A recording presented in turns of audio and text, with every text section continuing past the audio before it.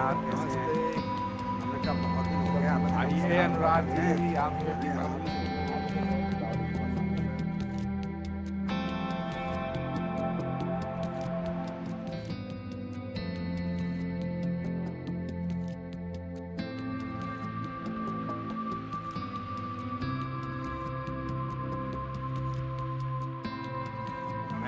हजरत तो पहली बार बैठे हैं इस दौर को, बहुत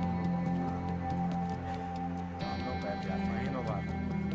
आइए, नमस्कार नमस्कार नमस्कार नमस्कार नमस्कार। आपको दीपावली की बहुत सारी शुभकामनाएं।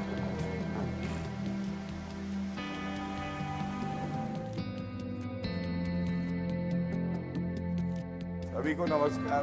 आइए, नमस्कार। दीपावली की शुभकामनाएं। गौरव जी, बहुत बहुत बधाई। गौरवान्वित कर दीजिएगा सबको। गौरव जी, सबको गौरवान्वित कर दीजिएगा। अरे आपके आने से रौनक आ जाती है। उनके देखे से जो आ जाती है मुंह पे रौनक, वो समझ। ऊपर वाला देख रहा है में आपका स्वागत है। जैसा कि आप जानते हैं, इस शो में कोई एंकर नहीं होता है। इस शो का मकसद किसी एक विषय पर खुलकर चर्चा करना होता है। आपके चारों तरफ कैमरे लगे हैं, जिसमें आपकी हर औपचारिक और अनौपचारिक बातचीत रिकॉर्ड हो रही है। चर्चा की शुरुआत में हर वक्ता को बोलने के लिए 45 सेकंड मिलेंगे। 45 सेकंड पूरे होने पर एक बजर बजेगा। इसके बाद दूसरे स्पीकर की बारी आएगी। इस तरह सारे स्पीकर्स को 45 सेकंड के अंदर अपनी शुरुआती बातचीत रखनी होगी। पहले कौन बोलेगा, ये आपस में ही तय करना है। आज का विषय बटेंगे तो कटेंगे वर्सेस जुड़ेंगे तो जीतेंगे। बोलिए आचार्य। कौन बोलना चाहता है? आचार्य जी। आचार्य जी बोलिए। आचार्य जी, वहीं आप से क्रम प्रारंभ करें। और देखिए, पहली बात तो यह है कि बटेंगे तो कटेंगे, इसमें कोई ऑब्जेक्शनेबल वाली बात है नहीं कि हम ऑब्जेक्शन करें, क्योंकि योगी आदित्यनाथ जी ने या किसी भी लीडर ने ये नहीं कहा कि अगर ये कम्युनिटी बटेगी तो कटेगी, ये एक संप्रदाय या समुदाय या धर्म इसके लोग, क्योंकि एक जनरल बात है और ये इतिहास साक्षी है। ये देश जब बटा तो कटा। आज पाकिस्तान, बांग्लादेश भारत के हिस्से और भारत ही था, और उससे थोड़े दिनों पहले जाओ तो कंधार, अफगानिस्तान, ये सब भारत था। तो भारत अगर बढ़ता है तो छोटा होता है। तो इसलिए ये जो इसको थोड़ा सा बड़े विराट परिदृश्य में, बड़े उस दृष्टिकोण से देखना चाहिए। मुझे लगता है जो इसमें सांप्रदायिकता और जो पॉलिटिक्स ढूंढ रहे हैं, वो अपने विचार को पुनर्विचार करना चाहिए। देखिए, बटेंगे और कटेगी की बात जो है संगठित रहने के परिप्रेक्ष्य में है कि संगठित रहना चाहिए, और वो बांग्लादेश के परिप्रेक्ष्य में माननीय मुख्यमंत्री जी ने उस बात को कहा कि वहाँ बांग्लादेश में अल्पसंख्यकों पर अत्याचार हो रहा है। उस संदर्भ में बात की। कहीं कोई उसका जो मतलब है वो किसी जाति धर्म को लेकर के उन्होंने नहीं कहा। और वैसे भी संघे शक्ति, तो संघ में, संगठन में शक्ति होती है, उस बात का वो है। और ये हम लोग भी चाहते हैं कि सब लोग मिलजुल करके रहें, और हमारे नेता तो इस पर काम कर रहे हैं। सब समाज के लोगों को जोड़ने का काम कर रहे हैं। और पश्चिमी उत्तर प्रदेश में तो उन्होंने 1600 गांवों में जनसंपर्क किया, भाईचारे के माहौल को बनाने का काम किया। तो हम लोग तो चाहते हैं कि सभी लोग मिलजुल करके रहें और उसी पर काम किया जाए। गौरव सभी को दीपावली की शुभकामनाएं। और ये जो मूल मंत्र आदरणीय प्रधानमंत्री नरेंद्र मोदी जी और यशस्वी मुख्यमंत्री योगी आदित्यनाथ जी ने दिया है, ये वो मंत्र है जो बचपन में हमारे बड़े हमें सिखाते थे कि एकजुट हो जाओ, ताकत बढ़ जाएगी, और अगर बढ़ जाओगे तो जो शत्रु है, विरोधी है, वो फायदा उठाएगा। अब समय ये चल रहा है कि हिंदू गर्व से कह रहा है कि मुझे गर्व है, मैं भारतीय हिंदू हूं, और ये उन पार्टियों से देखा नहीं जा रहा जो तुष्टीकरण करके मुस्लिम वोट बैंक को तो एक कर देती है, जैसे कमलनाथ, नवजोत सिंह सिद्धू और वोट जिहाद वाले करते हैं, लेकिन हिंदू अगर एकजुट हो जाए तो इनको दर्द होगा। भारतीय जनता पार्टी को नफरत, नकारात्मकता और निराशा के अलावा कोई दूसरा काम नहीं है। आज ये जो उपचुनाव और 2 राज्यों के चुनाव में नारा दिया है भारतीय जनता पार्टी ने, इसका सच 4 पंक्तियों में मैं आपको सुनाना चाहता हूं। पालकर सैफुल्ला तारिक और तालिब हुसैन जैसे आतंकवादी आस्तीन के सांप, ये लोग अपने लिए सत्ता का ताज मांगते हैं। देकर नवाबो नजीबुल्ला मुनशरिफ को टिकट तुम हमसे काटने और बांटने की राजनीति का जवाब मांगते हो। तुम खाते हो बिरयानी पाकिस्तान में और भारत में नफरत की डकार मारते हो। ये अरे ओ चीन के चमचों, ये देश अपनी आंखों के हिस्से के ख्वाब मांगता है, तुमसे बेरोजगारी और महंगाई का हिसाब मांगता है। देखिए आचार्य जी, ना हम बटेंगे ना हम कटेंगे। हम हिंदुस्तानी सब एक साथ मिलकर रहेंगे, हम एक साथ जुड़ेंगे और जीतेंगे। सवाल यह है कि हम बटने कटने की बात कहां से आती है? शब्द ही निगेटिव है। निगेटिव शब्द अब भारतीय जनता पार्टी नकारात्मक शब्दों का इसलिए इस्तेमाल कर रही है कि उसको लगता है कि अब उसके पास कोई पॉजिटिव चीजें नहीं बची हैं। जब आपके पास पॉजिटिव करने को होता है, अगर समाज में गिनाने को होता है, आपने अगर महंगाई, बेरोजगारी, किसान, महिला समस्या पे कोई काम किया होता तो शायद आपको धर्म के नाम पे राजनीति करने की जरूरत नहीं पड़ती। धर्म हमारे आस्था का विषय, राजनीतिक विषय नहीं है। किसी को, हम सब हिंदुस्तानी हैं, हम मानवता को मानने वाले लोग हैं, इंसानियत को मानने वाले लोग हैं और हिंदुस्तान एक है, ना वो बटेगा ना वो कटेगा। हिंदुस्तान एक रहेगा और आगे बढ़ेगा, चाहे भारतीय जनता पार्टी कितनी भी कोशिश बांटने की कर ले, लेकिन हम हिंदुस्तानी एक हैं।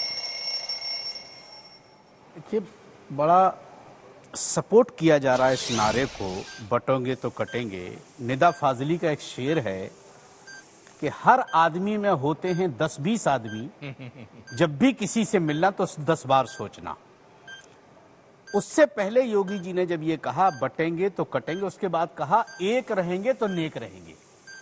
तो भाटिया साहब, कोई जरूरी था कि पहले वाला लफ्ज बोलना, सीधा बाद में कह देते एक रहोगे तो नेक रहोगे? लेकिन उनको पता था कि जब तक हम काटने की राजनीति वाली बात नहीं करेंगे, ये नारा सक्सेस नहीं होगा। और बाकायदा तौर पर फिर इस नारे को प्रमोट किया गया, हवा दी गई और कहा गया कि इसको चलाओ खूब, चूंकि वो प्रयोग हरियाणा में कामयाब हो गया। अब ये महाराष्ट्र में कामयाब होने के लिए तैयारी कर रहा है। अब देखिए, मैं सोचता हूं कि एक बार पहले मैं विस्तार से थोड़ा सा इस पर प्रकाश डाल दूं, फिर जब जिसको अवसर मिले। मूल रूप से जो मैंने बात कही अपनी पंक्तियों में, उसका उद्देश्य ये था, देश के लोगों गौर से सुनिएगा, भारतीय जनता पार्टी आतंकवादियों को, घोषित आतंकवादी, सैफुल्ला फारूक जैसा दुर्दांत आतंकवादी, पंडितों का हत्यारा, उसको वार्ड नंबर 33 कश्मीर से टिकट देती है। तालिब हुसैन हमारे गृह मंत्री का मंच साझा करता है, पाकिस्तानी समर्थक आतंकवादी। तारिक अहमद मीर जो पाकिस्तान से हथियार सप्लाई करता था, गांव वालों ने पकड़ा, उसको विधानसभा का टिकट भारतीय जनता पार्टी देती है। और यहां मुखोटा लगाकर आते, क्या कहते थे देवेंद्र फडणवीस की आमची सरकार आल्यानंतर अजित दादा चक्की पिसिंग पिसिंग पिसिंग। अब काय झाला? अजित दादाची चक्कीचा आटा आता कसं वाटतं? वो कहते थे अजीत पवार के लिए, प्रफुल्ल पटेल से दिक्कत नहीं है इनको, प्रफुल्ल पटेल के लिए कहते थे दाऊद इब्राहिम का साथी इकबाल मिर्ची का दाया हाथ प्रफुल्ल पटेल। अब वो प्रफुल्ल पटेल आपकी पार्टी में। नवाब मलिक के लिए क्या कहते थे गौरव भाटिया जी? आप नवाब मलिक के लिए कहते थे वली शाह, जो वली शाह जेल में बंद है, जिसको नवाब मलिक के दिए हुए पैसे से बम धमाके बॉम्बे में हुए, वो नवाब मलिक अब भारतीय जनता पार्टी के समर्थक दल से चुनाव लड़ रहा है। तब इनको ये शर्मसार नहीं होते। बटेंगे और कटेंगे का नारा सिर्फ दलित समाज के लोगों आपके खिलाफ दिया जा रहा है। डकार की बात करें तो जो भारत की भूमि से उगा हुआ अनाज खाता उसे डकार नहीं आता, लेकिन डोकलाम में चीनी सेना से जब हमारे सैनिक लड़ रहे थे और जो इटालियन पिज्जा खाता है और हक्का नूडल खाता है, उसको डकार जरूर आते हैं। और यह भी विचारधारा की लड़ाई है। एक तरफ नरेंद्र मोदी जी और योगी आदित्यनाथ जी हैं, दूसरी तरफ वो हैं जिन्होंने कहा हिंदू आतंकवाद और आविष्कार किया। आज हिंदू जागृत हो गया है तो आपसे देखा नहीं जा रहा। आप बात कर रहे हैं बांटने की, मैं आपको बताता हूं, ये एकजुटता जो है ना भारत की, हिंदू समाज की, ये देखी नहीं जा रही। वरना प्रश्न जनता ये पूछती है, उस दिन का क्या करोगे जब कमलनाथ ने कहा था 90% मुसलमान अपने घरों से निकले और वोट डालें कांग्रेस को, तो कांग्रेस बच पाएगी और मध्य प्रदेश तब भी आप हारे थे। बीच में मत बोलिए, आपने आज बता दीजिए। फिर बोलना चाहता हूं बहुत। अच्छा बोलिए, इसमें मुझे बोलना है नहीं उनको तो मैं बोलूंगा, लेकिन ये तरीका ठीक नहीं लगता। आप क्यों नहीं संयम रख सकते? आपकी बात में नहीं, तो सिर्फ प्रति उत्तर। अरे आप अपनी बारी में बोलिएगा। क्या कांग्रेस का संस्कार ये हो गया है? नहीं कांग्रेस, धन्यवाद। तो ठीक है, आज पूछा जाएगा नवजोत सिंह सिद्धू ने क्यों बोला था पंजाब में कि सारे मुसलमान एकजुट हो जाओ, और आज हम कहते हैं सारे भारतीय एक हो जाओ, सारे हिंदू एक हो जाओ। और फर्क क्या है मैं आपको बताता हूं। ये लोग जब मुजफ्फरनगर दंगे हुए तो केवल मुसलमानों को 1800 परिवार थे उनको मुआवजा बांट रहे थे, और सर्वोच्च न्यायालय ने लताड़ लगाई टूटी हुई साइकिल को। उसके बाद सर्वोच्च न्यायालय ने कहा यहां हिंदू मुसलमान ना करो, और आज जब कावड़िया जाते हैं तो उनपे पुष्प वर्षा होती है। ये बदलाव जो आया है ये इनसे देखा नहीं जा रहा, इनके आंखों की किरकिरी है। और मैं एक बात सपा से और कहता हूं, बांटा तो तुमने ऐसे है, अभी बहराइच में देखा कह रहे थे कि हिंदुओं का अगर जुलूस मुस्लिम इलाकों से जाता है तो ये दिक्कत है। तो कान खोल के सुन लेना, भारत की एक एक इंच भूमि हिंदू की भी है, सिख की भी है, मुस्लिम की भी है, हर धर्म के अनुयायी की है। और हिंदू और मुस्लिम इलाके में तुम बांटते हो, इसीलिए जनता ने इस साइकिल को परास्त किया 2 बार। और विरासत में मैं आज फिर कहूंगा, गद्दी तो छीनी थी लेकिन बुद्धि नहीं मिल सकती है।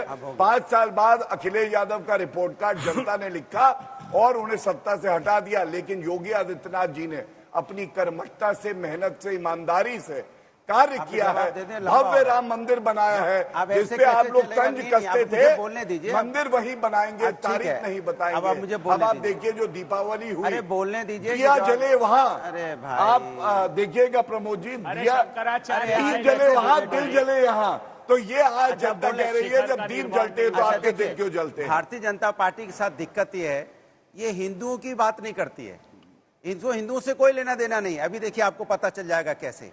जैसे बहराइच की घटना इन्होंने बताई, राम गोपाल मिश्रा जी आज हमारे, सुन लीजिए मेरा, मैं बोल रहा हूँ, राम गोपाल मिश्रा जी आज हमारे बीच में होते, अगर वहाँ पुलिस प्रशासन मजबूत होता, पुलिस प्रशासन चौकन्ना होता, अगर जिस समय वो चढ़ रहा था पुलिस उसको रोक लेती, उसके घर वालों को, जिस घर पे चढ़ रहा था उन घर वालों को भी रोकते, तो हमारे बीच में आज राम गोपाल मिश्रा जी होते। लेकिन पुलिस की नाकामी की वजह से नहीं है, वहां पे आप राजनीति करोगे। लेकिन यहाँ पे मोहित पांडे, अगर उसकी मौत हो जाती है, पुलिस पकड़ के ले जाती है, थाने में पानी मांगता रहा रात भर पानी के लिए कि मुझे पानी दे दो, तड़प तड़प की उसकी मौत हो गई, लेकिन उस पर आप बोलने को तैयार नहीं है क्योंकि वो हिंदू नहीं था।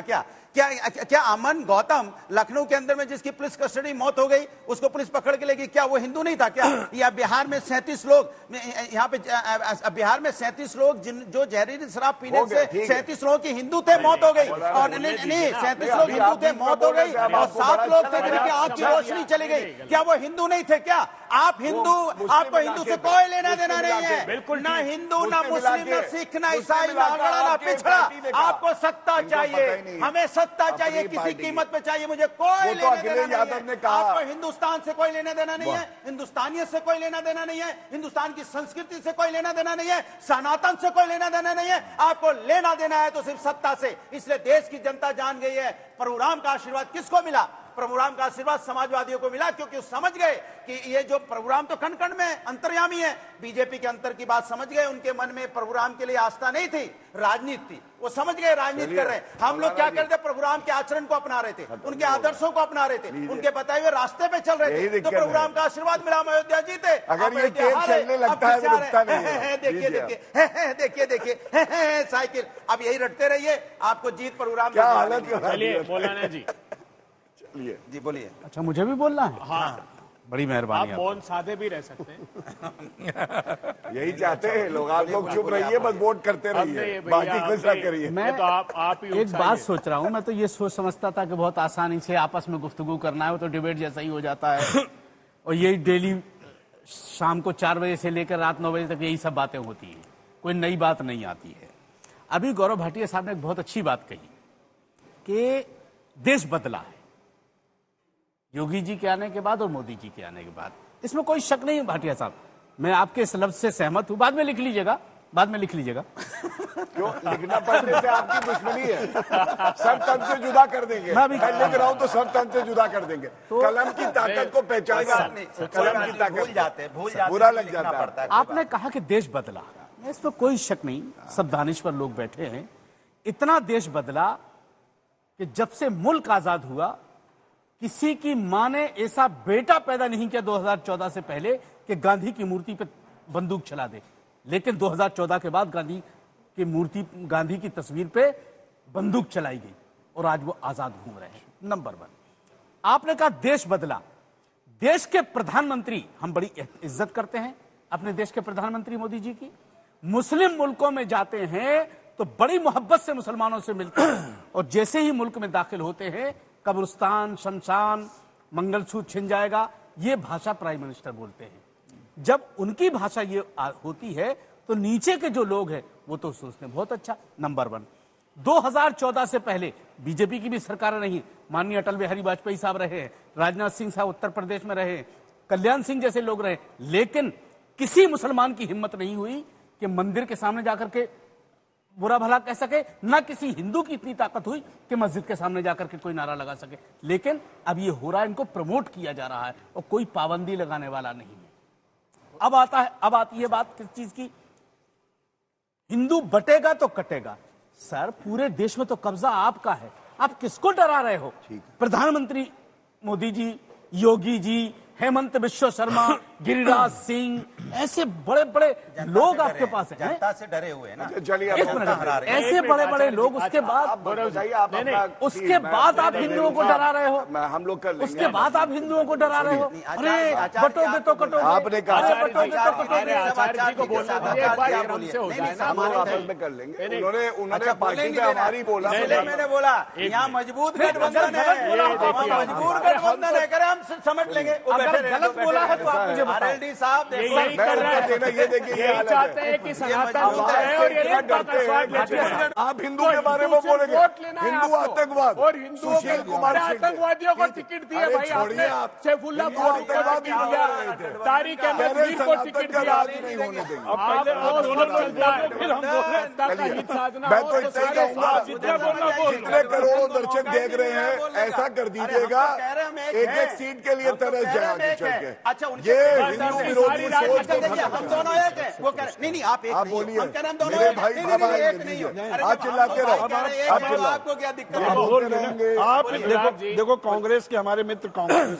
किसान की बात कर रहे हैं, आप जो है मजबूरी की बात कर रहे हो। तो किसान की बात कांग्रेस जब करती किसान है तो आप चुप ही रहिए। नहीं, चुप ही आप रहिए, बोल किसान लीजिएगा, में। पहले सुन तो लो। किसान को मौत हो गई, किसान और आप चले गए बीजेपी अच्छा, के ये साथ। बताओ, किसान के लिए कितना संघर्ष किसान किया के बारे में मत बोलिए प्रभु।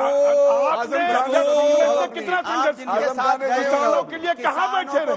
पहलवानों के लिए आपने कौन सा संघर्ष एक साल किया? तक धरने पे आप बैठा ये था, बताइए, जिन्होंने नाखून नोचे इमरजेंसी में, जब आप मेरे साथ कंधे से कंधे मिला के खड़े थे, आज किसानों की आप मौतें हुई, जो है MSP की गारंटी तक लोकतंत्र नहीं मिली, सेनानी आप मुलायम उनके सिंह जी ने साथ बनाए चले थे। गए। आप उनके साथ अरे खड़े हो, हमने तो आप आपको राष्ट्रवादी सम्मान दिया, आपको क्या आप मिला? जो है- MLC भी नहीं दी आप वहाँ क्या बात कर पे। रहे हो? RLD को हमने राज्यसभा दिया था, 2011 किसानों का सम्मान स्वामीनाथन करते हुए, आयोग की कितनी रिपोर्ट का आई थी, आपने सम्मान लागू करते कर हुए, दी थी क्योंकि क्या? हम लोग आपके मुंह से किसान की बात नहीं अच्छी लगती। सम्मान करने जब वाले लोग किसान हैं। पर संघर्ष की बात आई तो कहीं आप नजर आए थे या अच्छा नहीं लग रहा है, ये बोल रहे हैं।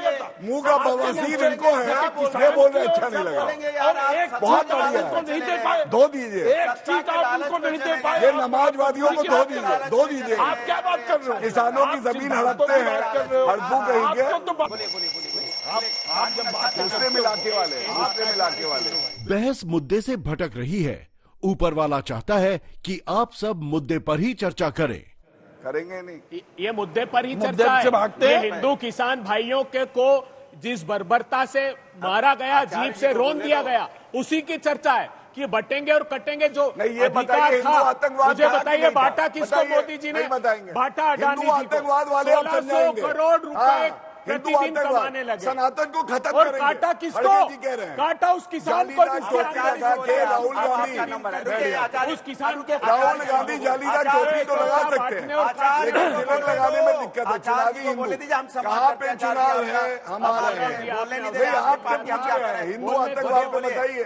बिल्कुल बोलिए, आचार्य आचार्य जी बोलिए। बोलेंगे, बड़े भाई हमारे। नहीं, देखिए एक बात अनुराग जी की मैं प्रशंसा करना चाहता हूं। हाँ। अगर अखिलेश यादव जी लोकसभा का टिकट अनुराग जी को दे देते और ये अकेले संसद पहुंच गए होते तो वहाँ संसद का हाल भी यही होता जो यहाँ का है। प्रभु, सब अकेले से लड़ रहे हैं। विधानसभा हारे, प्रभु, 3 बार हारे विधानसभा, लोकसभा पहुंचा रहे हैं। दूसरा मेरी बात तो सुन लो, आप ही तो कह रहे थे बोले, फिर बोल अच्छा कर रहे थे आप कांग्रेस में, आपका यहाँ पे सम्मान यही तय था। करेंगे सब। आप आज कांग्रेस में होते तो लोकसभा के सदस्य होते, आप जीत के आते। बीजेपी ने क्या दिया आपको?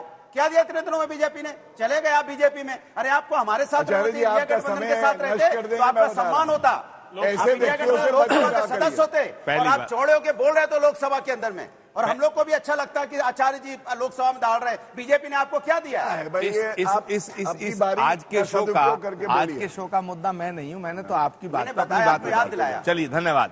पर मैं ये बात दावे से कह रहा हूं कि अगर इतना आप जो चिल्लाते हैं, इतना आप जो जिस तरह की बातें करते हैं, इतनी लड़ाई लड़ते हैं, तो आप कभी चिंतन करते हैं कि समाजवादी पार्टी में आपकी हैसियत क्या है? नहीं ठीक है भैया, ठीक है। हम और दूसरी बात, आपने कहा आप बीजेपी में चले गए। मैं आज तक, गौरव जी यहाँ बैठे हैं, भाजपा का सदस्य नहीं हूं, लेकिन मैंने भाजपा ज्वाइन नहीं की, मगर मैं भारत का सदस्य हूं। मैंने भारत के प्रधानमंत्री नरेंद्र मोदी को ज्वाइन किया है, और भारत के प्रधानमंत्री नरेंद्र मोदी ने भारत के गौरव को बढ़ाने का काम किया है। अब दूसरी बात यह है कि ये आप बताएं अनुराग जी कि आपने जो उत्तर प्रदेश में कांग्रेस पार्टी की बेइज्जती करी है, तो क्या हरियाणा में और मध्य प्रदेश में जो आपकी पार्टी की बेइज्जती हुई थी उसका बदला लिया? पहले बताइए, आप उनको बोले, आपने विचारों की स्वतंत्रता है, क्यों नहीं बोलेंगे? आप बोल रहे हैं, उनको बोलने दीजिए। गजब बात है, कांग्रेस पार्टी बोलने लगेंगे। हरियाणा में जो तौहीन आपकी पार्टी की सीट ना देके, मध्य प्रदेश में आपने सीट मांगी थी, 2-4 सीट मांगी थी, वो भी नहीं दी गई। तो क्या उन सबका बदला आपने उत्तर प्रदेश में कांग्रेस से लिया, जो कांग्रेस का कहीं न झंडा है, न डंडा है, न निशान है, न कुछ नाम है? पूरा का पूरा उपचुनाव। और मैं जानता हूं, मैं कांग्रेस में 32 साल रहा हूं, अभय जी को ये बात मालूम है, और वो मेरी बात को टोकना उनका अधिकार है, लेकिन टोकना नहीं चाहिए। बट मैं ये कहना चाहता हूं, कांग्रेस पार्टी उत्तर प्रदेश के उपचुनाव लड़ना चाहती थी, लेकिन आपने इतनी दुर्दशा, इतनी दुर्गति, इतनी बेइज्जती की। क्या ये गठबंधन है? क्या ये गठबंधन का सबूत है, या गठबंधन का ये गठबंधन की निशानी है? मुझे लगता है अनुराग जी कि मुझे लगता है कि आपका, और मैं मौलाना साहब पे बात करना चाहूंगा कि नरेंद्र मोदी 2014 में प्राइम मिनिस्टर बने, हजरत अंसार रजा साहब 2014 में जब वो प्राइम मिनिस्टर बने, उसके बाद 19 तक उनकी कोई स्कीम, कोई योजना बताओ। फिर 2019 में बने, 19 से 24 तक कोई योजना, कोई स्कीम बताओ जिसमें उन्होंने ये कहा हो कि ये योजना सिर्फ हिंदुओं के लिए है, जिसमें उन्होंने ये कहा हो कि ये मुसलमानों के लिए नहीं है। तो अगर एक प्राइम मिनिस्टर देश में 14-19 दोनों कार्यकाल पूरा करने में अगर एक भी योजना में कोई भेदभाव नहीं करता है, तो फिर आखिर कारण क्या है? आपने एक सवाल किया कि प्राइम मिनिस्टर मोदी दुनिया में जाते हैं, सारे मुसलमानों को गले लगाते हैं, और हिंदुस्तान में आते हैं, मुसलमानों से भेदभाव करते हैं। तो मैं आपसे जानना चाहता हूं, आप दानिश्वर इंसान हैं, कि क्या एक उदाहरण दे सकते हैं कि प्राइम मिनिस्टर मोदी ने हिंदुस्तान के मुसलमानों से कोई भेदभाव किया हो? नंबर 1। नंबर 2, अगर भेदभाव नहीं किया तो देश के मुसलमान ने उनका समर्थन क्यों नहीं किया? सुनिए, कारण क्या है? एक सेकंड, ये बड़ा सवाल। बोलने दीजिए, उनका वोट लेके आते हैं, आज वो बोलना चाह रहे, दबा रहे हैं। अब उनकी यही किया, समाजवादी पार्टी वोट लेना चाहते हैं का गठबंधन बोलने ही नहीं 100% सीटें उपचुनाव की उत्तर प्रदेश में जीतेगा। अरे भाई अनुराग जी, मतलब ये है, आचार्य जी ने आज दुबे जी भाई आप बोलिए, भदौरिया से मेरा सवाल गलत है। हमारा सीट नहीं दी बेइज्जती की भाई, बेइज्जती की, तौहीन की है। हम इस तरह की बहस नहीं करते, ना हमें टीवी में बैठने का शौक है, हम इस तरह की बहस नहीं करते। ये सारी चीजें डेली रात में 4 बजे से लेकर रात 10 बजे तक होती हैं। जवाब तो सर, जो सवाल आया उसका जवाब तो देने दो। वही तो मैं सवाल तो आपसे, हम लोग कुछ मैं जवाब दूं कैसे? मैं जवाब दूं कैसे? मैं कैसे जवाब दूं? पार्टी का प्रवक्ता एक हमारे हिंदुस्तानी भाई को नहीं बोलने दे, वो पाकिस्तान जो हमारे विदेश मंत्री के बहुत गलत कर रहे हैं। भाई मैं चैनल वालों से गुजारिश करूंगा कि आइंदा मुझे शो में ना बुलाया करें, मेरे बस की ये सब नहीं है। कांग्रेस पार्टी के प्रवक्ता ने रिकॉर्ड तोड़ दिया, यहाँ पे हमारे भाई की आवाज को दबाने का प्रयास किया। मैं अपना समय आपको देता हूँ। ठीक है, आप है भी नहीं आपके पास बोलने के लिए कुछ। आज मुझे इस बात का एहसास हो गया है कि सियासी पार्टी कोई भी हो, सबने मुसलमानों को कुचला है, यह एहसास हो गया है आज। अब मैं एक बात कहता हूं आपसे, आपने जो सवाल किया कि मोदी ने भेदभाव नहीं किया, मैं मानता हूं उज्ज्वला योजना आई, प्रधानमंत्री आवास योजना, सबको मिला। जब सारे लोगों को योजनाएं का लाभ मिलता है तो इलेक्शन में प्राइम मिनिस्टर की भाषा बदल क्यों जाती है? नंबर 1, वही प्राइम मिनिस्टर जो दुबई में जाकर के शेखों के गले पड़ते हैं, यहां आकर के कब्रिस्तान और शमशान करने लगते हैं, ईद और दीपावली करने लगते हैं, तब दिक्कत होती है। नंबर 1। दूसरी चीज, मैं भाटिया साहब से मैं 15-20 दिन से भाटिया साहब को डेली सुन रहा हूं, ये एक बात कहते हैं और इनके तमाम प्रवक्ता डेली टीवी पे आकर के कि मुलायम सिंह यादव ने राम मंदिर के नाम पे सरयू को खून से रंग दिया। मैं मानता हूं गलती हुई, नहीं होना चाहिए था कत्ल, लेकिन हमें इतना बताइए, मुलायम सिंह यादव को जो सम्मान दिया गया है वो किस लिए दिया गया है? सरजू में हिंदुओं को काटने के लिए दिया गया है, या उनका कौन सा ऐसा कारनामा था जिसकी वजह से आपने जो है उनको पद्म विभूषण दिया है? नंबर 1। नंबर 2, जब कोई बात आती है तो आदमी मुद्दा लेकर के बैठ जाता है कि वो पाकिस्तान में ये हो रहा है। भाई, हम अपने मुल्क में रहते हैं, हमें अपने मुल्क की राजनीति देखनी चाहिए। प्राइम मिनिस्टर को चाहिए, मोदी साहब को चाहिए, अगर वो इस चैनल को देखते हैं तो मुल्क का माहौल बहुत खराब है। मैं आपसे इतनी गुजारिश करूंगा कि चाहे आप या हमारे देश के गैर सियासी दानिश्वर उनको चाहें कि वो एक मिनट, प्राइम मिनिस्टर साहब को चाहिए या तो उन दानिश्वरों को बुलाएं जिनका राजनीति से कोई लेना देना नहीं है, उनको बुलाएं, या फिर हमें वक्त दें। हम आपसे बात करेंगे कि देश में आपके ये क्या हो रहा है।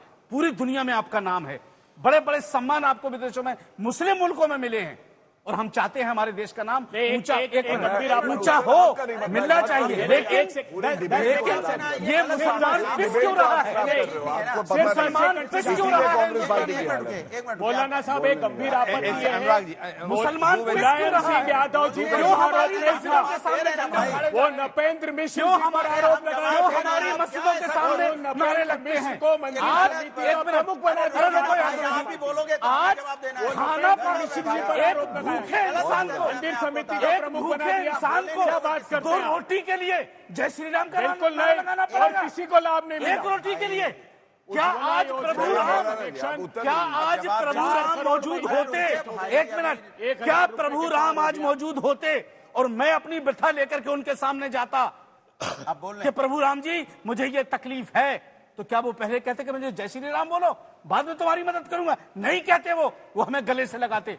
आज 2 रोटी के लिए ये कहा जा रहा है जय श्री राम बोलो। हमारा ट्रेन में सफर करना मुश्किल, हमारे मस्जिदों के सामने से नारे लगाए जा रहे हैं जय श्री राम। आपकी बात का उत्तर दे देता हूं। 1 मिनट मोदी जी, मेरी गुजारिश है, इस देश को बचा लीजिए। मुझे पूरा भरोसा है आपके ऊपर, आप चाहें तो इस देश की व्यथा को ठीक कर सकते हैं, और एक दिन मोदी जी का बयान आ जाए, आप बोलिए।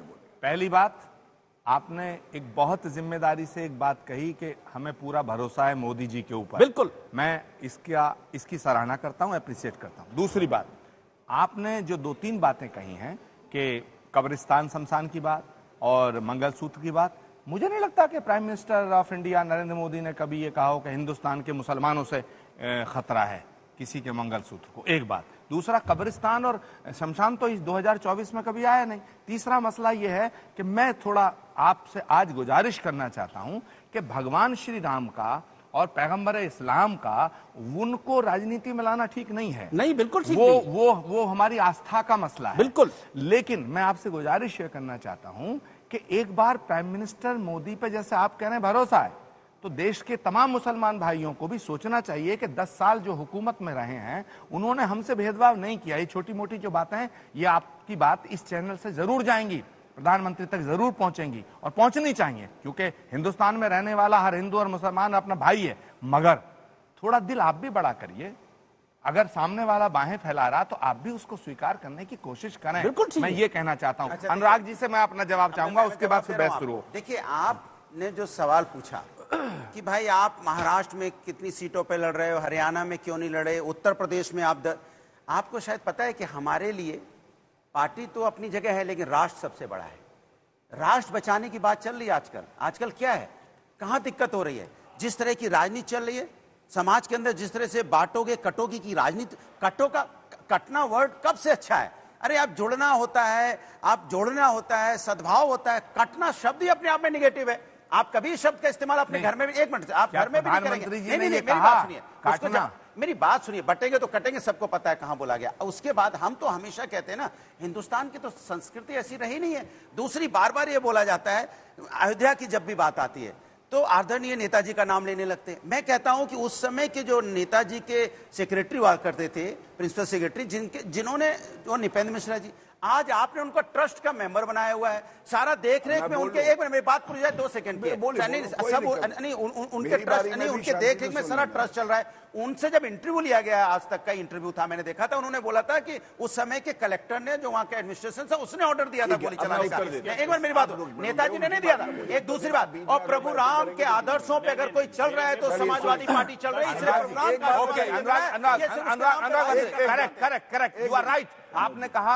आपने कहा नेताजी की बात कही, मैं नेताजी का सम्मान करता हूं, लेकिन नेताजी ने अगर ये बात पब्लिक के बीच में कही होती कि मुझे रामलला के भक्तों पर गोली चलाने की लिए मैं क्षमा याचना करता हूं, कभी क्षमा याचना की नहीं की। दूसरी बात, अब मेरी बात सुनिए, दूसरी बात, क्या समाजवादी पार्टी मानती है कि राम आपके भी हैं?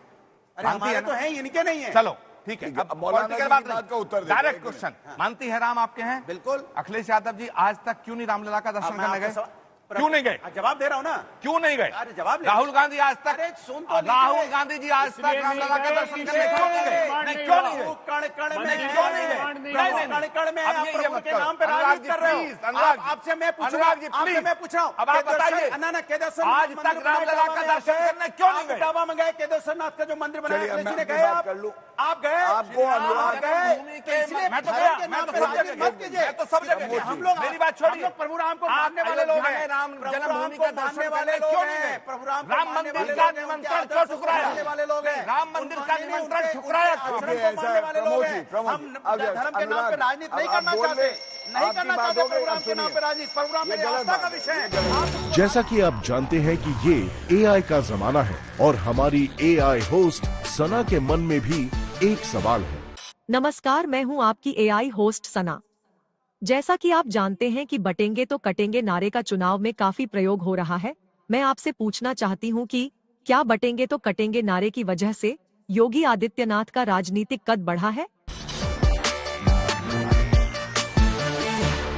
ये योगी जी वो व्यक्ति हैं जिन्होंने 35 साल बाद ये सिद्ध किया है कि अच्छा प्रशासन देके, कानून व्यवस्था को स्वस्थ करके, जो ध्वस्त थी अखिलेश यादव जी के समय में, हिंदू अस्मिता पे ठेस नहीं आने देंगे। और 500 साल इंतजार करने के बाद भव्य राम मंदिर अयोध्या में आया तो योगी आदित्यनाथ जी ने जो कहा, बीजेपी नहीं थी, या आप भूल रहे हैं, गलत बोल रहे हैं। 500 साल पहले बीजेपी नहीं थी, याद दिला रहा हूं, 500 साल पहले बीजेपी नहीं थी। हाँ, ये बोलिए ना, समाज बहुत बुरी हालत है आपकी, मुझे तरस आता है। देखिए ऐसा है, योगी आदित्यनाथ जी के सामने अखिलेश यादव फेल हो गए और ऐसी पटकनी दी है कि अभी तक वो निकल नहीं पाए हैं सदमे से बाहर। ये लोग केवल मुसलमानों का वोट मांगते हैं, मुसलमान हिंदू, और योगी आदित्यनाथ जी भैया जालीदार टोपी पहन के, बिल्कुल हम हिंदुस्तान में हिंदू, मुस्लिम, सिख, ईसाई सब एक हैं और हम सब एक हैं। हिंदुस्तान मैं यही कहूंगा, इनमें सारे मिल भी जाए, इतना दम नहीं है कि योगी आदित्यनाथ जी को अगर हिला भी सके।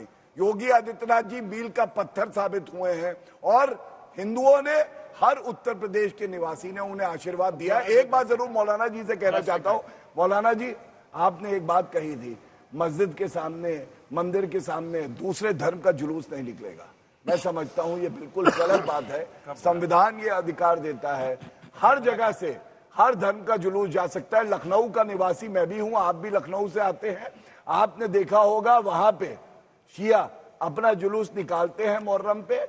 आज तक इनके समय में पत्थरबाजी होती थी, सौहार्द से निकलता है।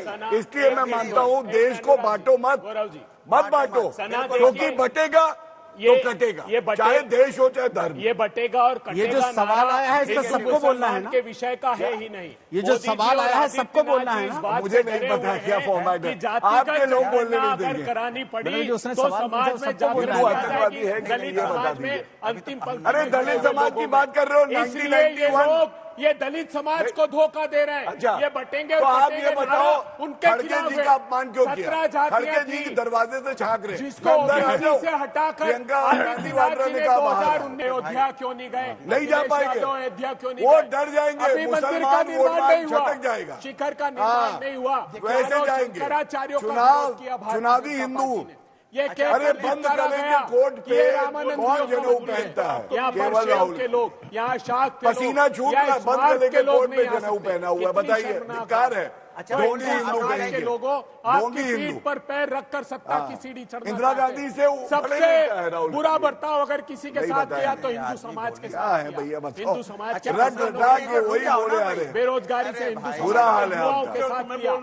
जो मानसिक हालत राहुल गांधी की है वही प्रवक्ताओं की है, वो सुनते ही जिस देश का प्रधानमंत्री नहीं बोल रहे, वो खुद ही बोल रहे। सभी ने बहस में बढ़ चढ़कर हिस्सा लिया।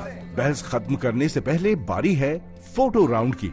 इसमें बारी बारी से आपको 2 तस्वीरें दिखाई जाएंगी।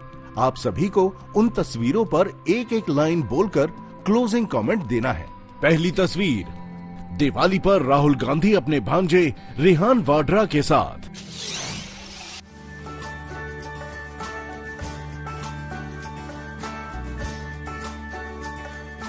आचार्य शुरू कीजिए, वहीं आचार्य जी शुरू कीजिए। एक लाइन। देखिए, जहाँ तक ये तस्वीर है तो बहुत ही अच्छी तस्वीर है। दीपावली की शुभकामनाएं देता हूं मैं। और रेहान वाड्रा जो हैं वो राजनीति में कांग्रेस के भविष्य के नेता के रूप में उभरें, मैं शुभकामनाएं देता हूं। देखिए, जो तस्वीर है ये अच्छी है, उनकी अपने बराबर के साथ तस्वीर है, लेकिन जो चीज वो कर रहे हैं, हमारी तो शुभकामनाएं हैं, ये अपनी पार्टी में भी करने का काम करें, इस बात को देश में भी करने का काम करें। जो सफाई की तस्वीर है उसको समाज में भी उस चीज का आवे, ये डिवीजन की बात और जो बातें जैसे कांग्रेस के प्रवक्ता, समाजवादी पार्टी के प्रवक्ता कह रहे थे, उन चीजों को जिनको उन्होंने अपने समय में खुद ही नहीं किया, उन सवालों को उठा रहे हैं, तो उन सवालों को भी पूरा करें। तस्वीर जो है अच्छी है, लेकिन इसका क्रियान्वयन भी हो तो बहुत अच्छी बात। मौलाना जी आप बोलिए, मैं चाहता हूँ आप देखिए, इस तस्वीर से एक चीज का मैसेज राहुल गांधी ने दिया है, और वो जो मेरी समझ में आ रहा, मेरी जो छोटी सी अक्ल है कि मेहनत करके खाना चाहिए। अनुराग जी, सुंदर तस्वीर है। ऐसी परिवार की जो तस्वीरें होती हैं, जो रिश्ते होते हैं, परिवार के जो रिश्ते होते हैं, भाई भांजा है, आदमी जो पारिवारिक रिश्ते निभाता है साथ मिलके, हम लोग भी घर में ऐसे ही करते हैं ना, भांजा आता है, भतीजे आते हैं, सब मिलके सफाई करते हैं, दिवाली मनाते हैं। ये हिंदुस्तान की संस्कृति और संस्कार है। अच्छी तस्वीर है। तस्वीर कहती है कि सबको परिवार में सबका सम्मान होना चाहिए। राहुल गांधी जी की तस्वीर ये संदेश देती है कि समाज में अंतिम पंक्ति में खड़े हुए लोगों को इस देश का कर्णधार होना चाहिए। मोदी जी ने 10 वर्षों में समाज के जिस हिस्से को पीछे धकेल दिया, चाहे वो खेतों में बुआई करते हुए राहुल गांधी हो, चाहे ट्रक चलाते हुए राहुल गांधी हो, चाहे कुलियों के साथ बोझ उठाते हुए राहुल गांधी हो, ये बहुत अच्छा संदेश समाज के लिए है। और कहते हैं कि एक भांजा 100 ब्राह्मणों के बराबर होता है। तो ये मैसेज भी है कि आने वाली पीढ़ी को भी इस प्रशस्त मार्ग पर राहुल गांधी जी चलाना चाहते हैं। इस तस्वीर से ये संदेश जाता है। देखिए, ऐसा इस तस्वीर को देख के एक बहुत बड़ा संदेश ये जाता है कि वंशवाद कभी कांग्रेस पार्टी में खत्म नहीं होगा। और राहुल गांधी से अकेला कहां से आ गया? भांजे में वंशवाद कहां से आ गया? चलिए, मैं इतना ही कहूंगा भांजे की, क्योंकि बात अरे बहुत बुरा हाल हो गया इन लोगों का, बेचारों का। देख रहे हैं ना आप लोग, माने परिवार बहुत दर्द होता है इन लोगों को देख के। एक बात बताएं, मजबूरी है आपकी, मुझे महाभारत में दुर्योधन और शकुनी याद आ गए इसे देख के। और कांग्रेस की राजनीतिक छत टपक रही है, राहुल गांधी से अकेले हो नहीं रहा।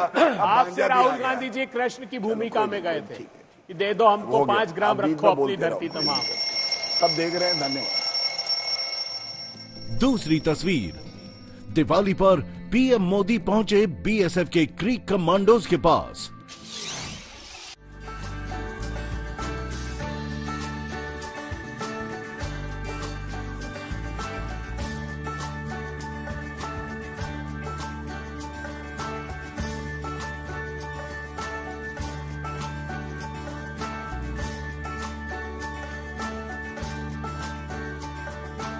शुरुआत आप करिए। जी बिल्कुल, मैं मुबारकबाद देता हूं देश के प्रधानमंत्री को। उन्होंने हौसला बढ़ाया जाकर के सेना का, और मुझे लग रहा है कि ये 10वीं तस्वीर है प्राइम मिनिस्टर साहब की कि सेना के जवानों के बीच में जाकर के उनका हौसला बढ़ाना।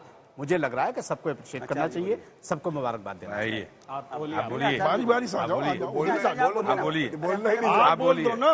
नहीं, मैं तो यही कहूंगा कि सेना भाई पे बोलना ही नहीं जाता। देश के प्रधानमंत्री जी हैं, और मुझे तो अच्छा लगता है, चूंकि हमारे फादर भी आर्मी में रहे हैं, तो जब भी कोई आर्मी के पास आता है कोई भी नेता, और खासकर देश के प्रधानमंत्री, तो तस्वीर अच्छी लगती है। इस पर राजनीति नहीं होनी चाहिए। हम बीजेपी की तरह नहीं है कि हर चीज में राजनीति खोजेंगे। हमारे संस्कृति संस्कार ऐसे नहीं है। अच्छी चीज है तो अच्छा बोला जाएगा। प्रधानमंत्री को जाना ही चाहिए, एक सकारात्मक संदेश है, मगर एक इस तस्वीर का एक पहलू और है कि प्रधानमंत्री जी अग्निवीर को समाप्त कर दीजिए। बहुत बड़ी वेदना सैनिकों के मन में है। प्रधानमंत्री जी, जो टारगेटेड किलिंग कश्मीर में हो रही है और सैनिकों के साथ जो हो रहा है, उनकी शहादत हो रही है, उसका संज्ञान लीजिए। और आखिरी बात कि चीन का वो ब्लूप्रिंट दीजिए। सैनिकों ने अपनी शहादत देकर गलवान में चीन को बहुत कड़ा संदेश दिया था, मगर ऐसा लगता है कि सिर्फ तस्वीर खिंचाने के लिए चीन के प्रमुख के साथ आपने कोई बहुत बड़ा समझौता किया है। तो देश के सामने ब्लूप्रिंट रखिए कि क्या बफर जोन बनाए हैं और हमारे सैनिक कहां तक पेट्रोलिंग कर सकते हैं। ये मैसेज कम से कम साफ हो जाना चाहिए। ये तस्वीर हर भारतीय के दिल की जो धड़कन हमारे वीर सैनिक हैं उसी को बयां करती है। और नरेंद्र मोदी जी ने दिखाया है भारत कैसे बदला है। हर एक दिवाली सेना वाली उस सेनानियों के लिए जो अपनी जान पे भी खेल के देश की रक्षा करते हैं। और समय ऐसा बदला है, जैसा राहुल चीन कर रहे थे तो याद आया राहुल गांधी ने कहा था हमारी सेना चीनी सेना से पिट गई, बुलेट प्रूफ जैकेट नहीं थी उनके पास। आज हमारी सेना का सम्मान सर आंखों पर है, और यही जो नीति है ये हमारे देश को आगे बढ़ा रही है। चीन की क्या औकात है कि भारत की तरफ बुरी नजर से भी देख सके। ये है हमारी वीर सेना, और कोटि कोटि नमन है हमारे यशस्वी प्रधानमंत्री को जो 11वीं बार हर एक दिवाली सेना वाली। देखिए, एक लाइन बोलना था। ये जवानों के बीच में जाके माननीय प्रधानमंत्री जी ने संदेश दिया कि जो स्वर्गीय लाल बहादुर शास्त्री जी ने नारा दिया था, जय जवान जय किसान, उसको कि खेत में किसान और सीमा पे जवान, इन दोनों का सम्मान हो, और वो उन्होंने करके दिखाया। देश में किसानों के लिए जिन्होंने सबसे ज्यादा संघर्ष किया, जिनको 4 दशक तक कांग्रेस ने सम्मान नहीं दिया, स्वर्गीय चौधरी साहब को भारत रत्न देने का सम्मान किया, खेत कल्याण का सम्मान किया, और दिवाली पर और अन्य पर्वों पर जाकर के जवानों का हौसला बढ़ाने का काम कर रहे हैं, जवानों का सम्मान कर रहे हैं। तो देश में जय जवान जय किसान का नारा माननीय मोदी जी ने चरितार्थ किया। देखिए, भारत के प्रधानमंत्री नरेंद्र मोदी एक बहुत ही बड़े राष्ट्रभक्त इंसान हैं।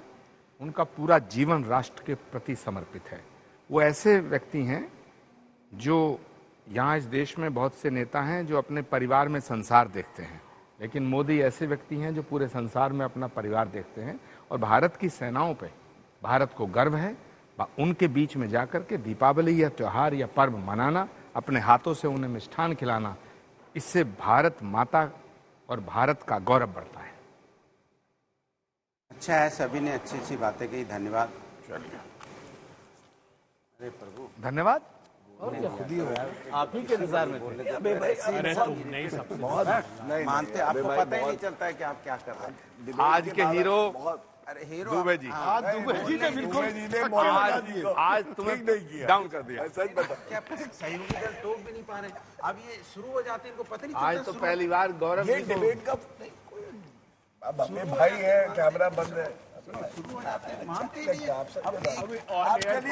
आपने शुरू किया, सब हुआ, सब सुना, उसके बाद फिर मौलाना जी को आप पता नहीं क्यों नहीं बोलने दे रहे। मौलाना जी के दिल में कैसी धड़कन है आप।